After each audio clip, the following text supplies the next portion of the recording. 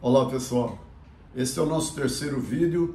Nós estamos falando aqui para um público a partir dos 16, 17 anos que está entrando no mercado, querendo aprender um pouco mais sobre o que é o mercado financeiro, os textos, os temas, a nomenclatura utilizada pelo mercado financeiro. Meu nome é Paulo Casella, eu sou do mercado financeiro, já estou aposentado. Trabalhei muitos anos em banco, fui gerente geral de banco, depois passei a ser diretor do Banco Santander Brasil. Então, em produtos financeiros, para esse tipo de conversa, eu tenho bastante conhecimento e eu queria passar um pouco do que eu sei para essa moçada que está chegando aí. Independe da idade, porque tem muita gente maduro, jovens, adultos, sêniors, até que muitas coisas eles não sabem. Então, nós vamos tentar explanar algumas coisas aqui. Vamos lá. No vídeo anterior eu tinha dito que você aí que tem R$100 para aplicar, ou até R$5.000, aonde que você poderia aplicar esse dinheiro com uma tranquilidade grande? Nós temos três tipos de aplicações no mercado financeiro. Nós temos a aplicação de risco baixo, risco médio e risco alto. O que significa isso?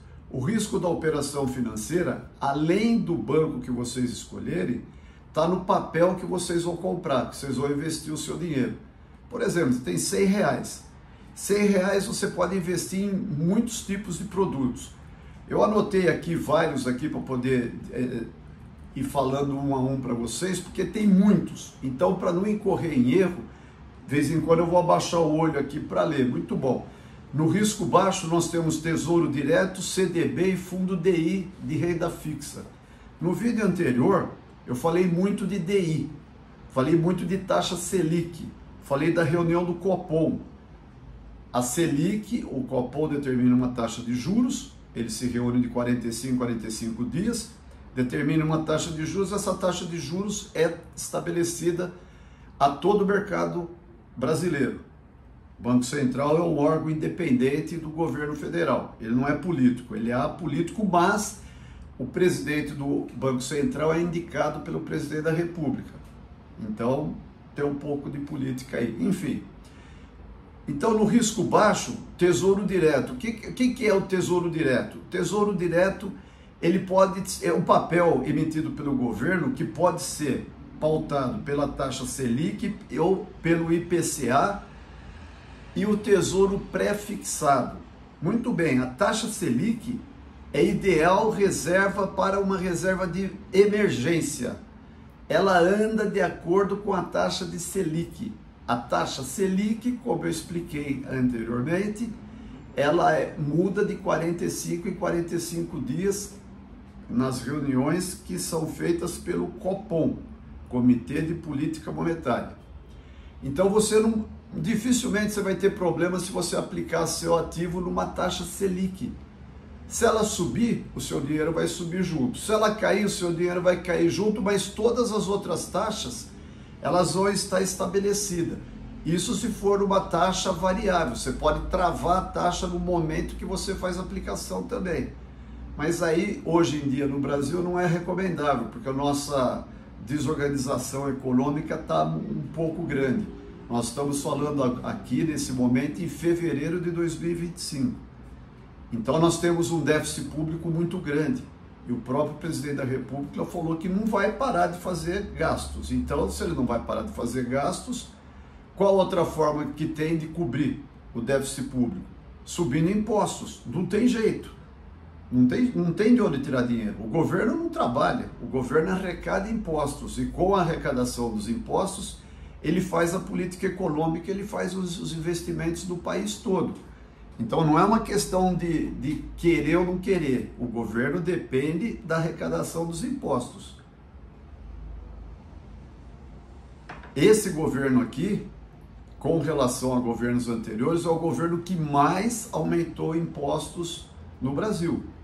É triste falar isso, mas é uma realidade, não tem jeito. Aí independe de política, é cidadão, você que paga a conta lá no supermercado. Enfim, vou voltar aqui na nossa aplicação. Você tem R$100, bota no Tesouro Selic ou no IPCA. O que é o IPCA? É um índice de preços do consumidor. Então, ele norteia o que todos nós vemos de gastos por aí que ocorre. Tem muito contrato de aluguel de imóvel que é regido pelo IPCA. O outro que quer tesouro pré-fixado, indicado para quem saber exatamente quanto vai receber no vencimento. Lembra que eu falei anteriormente? Você pode ter a taxa Selic, deixá-la variável, que hoje é melhor deixá-la variável, porque a tendência é só de alta. A ata do Copom da última reunião, e eu expliquei isso no outro vídeo, a tendência é de elevação da taxa de juros. Então, ainda mais agora que essa notícia aí que o governo dos Estados Unidos está taxando nossa produção de aço, é uma coisa preocupante. Tudo bem, vai ter uma conversação, vai ter uma negociação, tudo mais, mas enfim, você vai no supermercado, você só vê os preços subindo. Então a taxa básica que nós estamos falando é diferente da taxa real. A taxa real está muito mais alta. Então, se for fazer uma aplicação, faça no Tesouro Selic sem travar a taxa no momento. Deixa ela variar, porque a tendência é de elevação. CDB de bancos. CDB de bancos a partir de R$100, liquidez diária. Se você tem aí R$2.000 que quer aplicar, mas você quer ter uma liquidez diária, você pode botar em CDB de bancos. Qual é o risco? Qual é o risco do CDB de banco?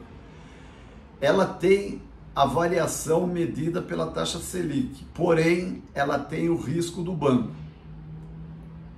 Quando eu era jovem, quando eu entrei no mercado financeiro, fui concursado, trabalhei no Banco Banespa, Banco do Estado de São Paulo, que foi vendido para o Banco Santander. Por isso que eu trabalhei no Banco Santander.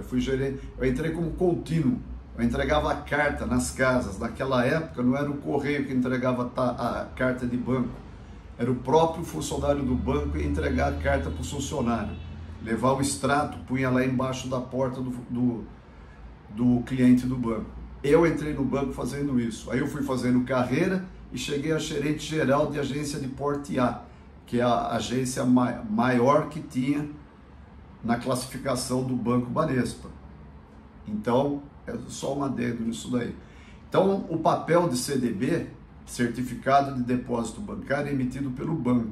Quando o banco emite, ele garante aquele papel. Então, hoje, naquela época, chegamos a ter 18 bancos na rua. Você andava pela rua, você tinha 18 agências diferentes, com nomes diferentes. Aí a inflação veio vindo, a quantidade de clientes foi aumentando e começou a ter problemas os bancos menores, que tinha quantidade de clientes menores, quantidade menor. Os maiores começaram a comprar os bancos menores, comprar. O Banespa, ele foi comprado, é o único banco que foi vendido de forma oposta a essa que eu falei. O Banespa tinha muitos clientes, mas tinha uma ingerência política muito grande. O Santander era um banco, um dos maiores bancos do mundo, só que no Brasil ele era pequenininho. A gente fala que sempre o tubarão pega o peixe menor. No caso do Santander, o lambari comeu o tubarão.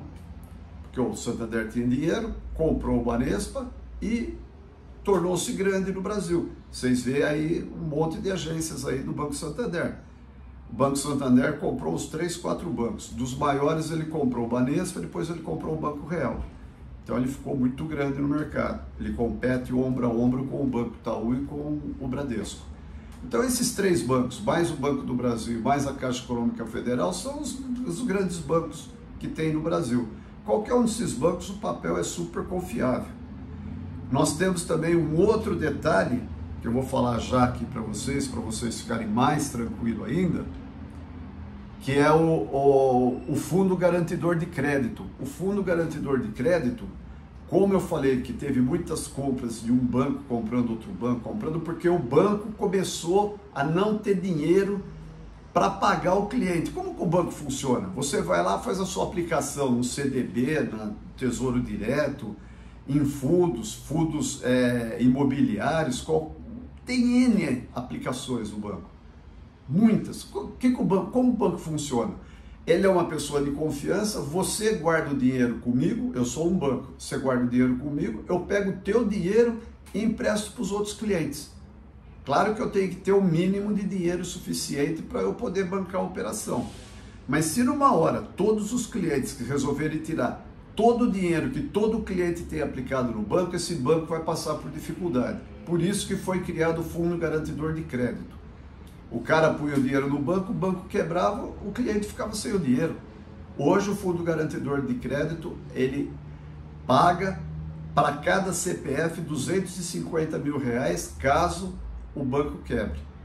Então, se você tiver R$1 milhão, se tiver alguém ouvindo que tem R$1 milhão, ponha 250 mil em cada banco, tá certo?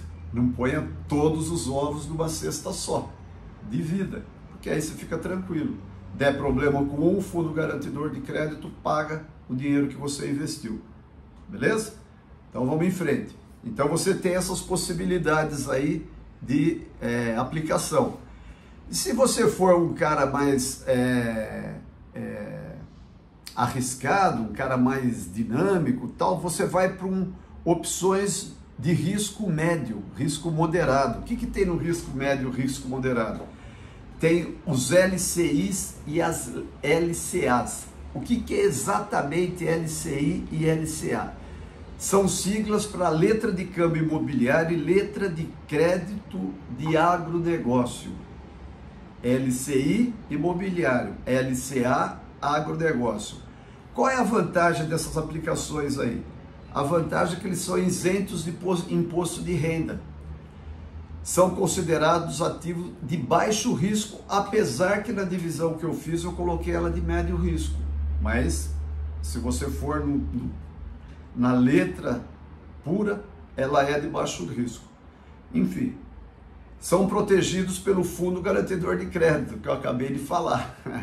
Você põe uma grana lá, se o banco for mal, tiver algum problema com o banco, o Fundo Garantidor de Crédito banca isso daí. Aonde fica o Fundo Garantidor de Crédito? Fica no Tesouro Nacional, fica no Banco Central do Brasil, não fica com o banco.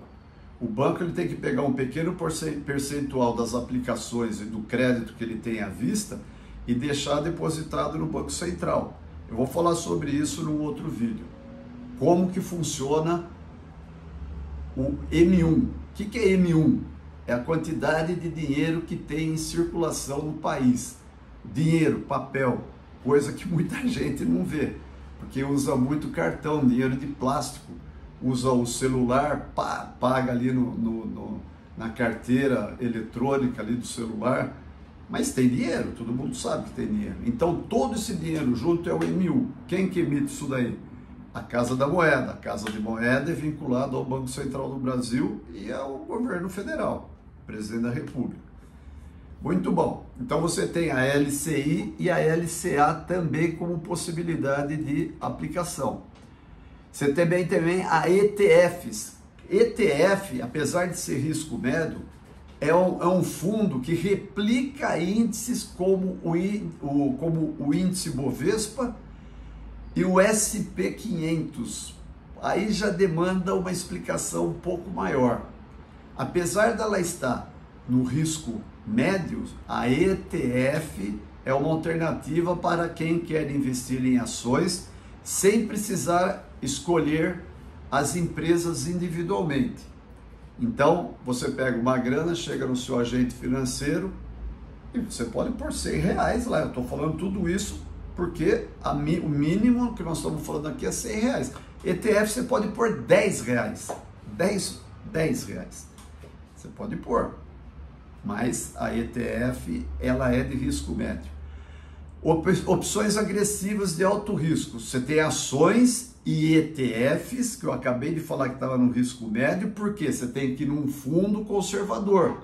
Um fundo de ETF conservador vai ter papéis lá dentro do fundo de empresas muito tradicionais. Vai ter papéis do Bradesco, do Itaú, do Banco do Brasil, de siderurgia como a CSN, coisas que estão aí desde sempre, que muito dificilmente vai ter algum tipo de problema, por isso que ele é considerado um risco médio. Mas também tem ETF de risco alto. Permite exposição aos mercados de renda variável e imóveis, ações e FIFs. Ações e FIFs. ETF vai numa linha que é um fundo que abriga várias ações, então ela torna-se um risco médio. Se você for direto nas ações e nos FIFs, nos fundos imobiliários, eles já são de alto risco. Permite a exposição ao mercado de renda variável e imobiliário. Alternativa para quem quer investir em ações sem precisar escolher empresas individualmente, porque eu não conheço a empresa, você conhece? Dificilmente você vai conhecer. Então você vai no agente financeiro, vai no banco no qual você tem conta e fala que você quer botar um pouco de dinheiro em ações. O colega lá do banco, lá, ele vai recomendar, vai olhar para você, vai conversar com você, vai perguntar qual é o seu apetite ao risco. Você é um cara agressivo, que gosta de coração ficar aí então você vai no risco alto. Se é um cara moderado, não é tão, né? Poupança esquece, moçada, não vai na poupança que você não vai ganhar nada, nada. Muito pouco o valor que você vai ganhar na poupança. R$100, R$1.000, R$2.000, antigamente, antes de mim, ia na poupança. Hoje não precisa, tem tudo isso que eu já falei para você, de tipo de aplicações para você ir. Eu estou falando assim rapidamente, de uma forma muito genérica, mas eu posso entrar no detalhe de cada uma. Coloca aí embaixo aí, dá um like aí nessas apresentações que eu estou fazendo, para eu ter mais visibilidade, para eu poder começar a ganhar musculatura, para poder falar para mais pessoas. Se é jovem, fala para o seu amigo jovem, para o seu irmão, para a sua irmã, para o teu primo, tua prima, os colegas seus lá da escola, lá do segundo grau que você faz, ou se não no primeiro, segundo, terceiro ano de faculdade. Fala, tem um cara lá falando sobre essas coisas aí, vamos perguntar para ele. Entra aí, pergunta que eu respondo individualmente para vocês. Pode perguntar que eu respondo. Eu, hoje, sou aposentado. O que eu estou fazendo? Tenho um canal no YouTube, Paulo R. Casella. Eu tenho 3 canais no TikTok, Casella, @Casella Fitness, @Casella Trips e Domina Tua Vida. O primeiro, eu corro. Eu gosto de correr, eu corro na rua, eu corro 10, 15 quilômetros, quase todo dia eu corro 5K, no mínimo 5K eu corro todos os dias. Quem não tem condições de correr vai andar. Então eu estou vinculando trips, o que é? Viagem, as viagens que eu fiz, eu filmei, nem pensei em fazer isso, mas agora eu estou usando esse filme para colocar lá. Estou aprendendo a editar, tudo mais, estou colocando lá, vai dar uma olhada lá, @Casella Fitness, @Casella Trips. Tenho também no Instagram, eu coloco tanto a viagem quanto as corridas. E tenho esse canal aqui no YouTube. No YouTube eu vou concentrar mais esse tipo de palestra, assim, esse tipo de coisa aqui. Mais para frente eu vou trazer aqui no escritório um outro colega para a gente poder debater sobre alguns temas. Também posso trazer uma pessoa da área esportiva para falar. Esse Casella Fitness é uma preparação para nós irmos correr a São Silvestre, que vai ser a de número 100. Eu corri a São Silvestre de número 98. Esse ano foi a de 99 e a do ano passado, 99, e desse ano a de número 100. São Silvestre dá uns 15,5K, mais ou menos, quilômetros. Se não consegue correr, vamos andar. Eu vou editar um e-book e vou colocar também aqui embaixo para quem quiser adquirir. Vou colocar no TikTok também. Moçada, a minha intenção é esclarecer vocês dos aspectos da vida atual, a de ontem, a de hoje e a futura. Porque um garoto, uma menina nova que está aí, que tenha 16 anos, se ficar mais 50 anos, vai ter a minha idade hoje. Entenderam? Então, eu quero que vocês aprendam. Uma coisa é aprender com um cara, um coroa que nem eu, que passou por tudo isso na vida. Outra é com pai, mãe, que é mais não é tão assim do jeito que eu estou falando. Coloque as perguntas aqui embaixo e vamos lá. Fala para mim o que você quer que eu fale, que eu vou estudar e vou falar para vocês, beleza? Falou, moçada. Um abraço aí a todos. Até mais.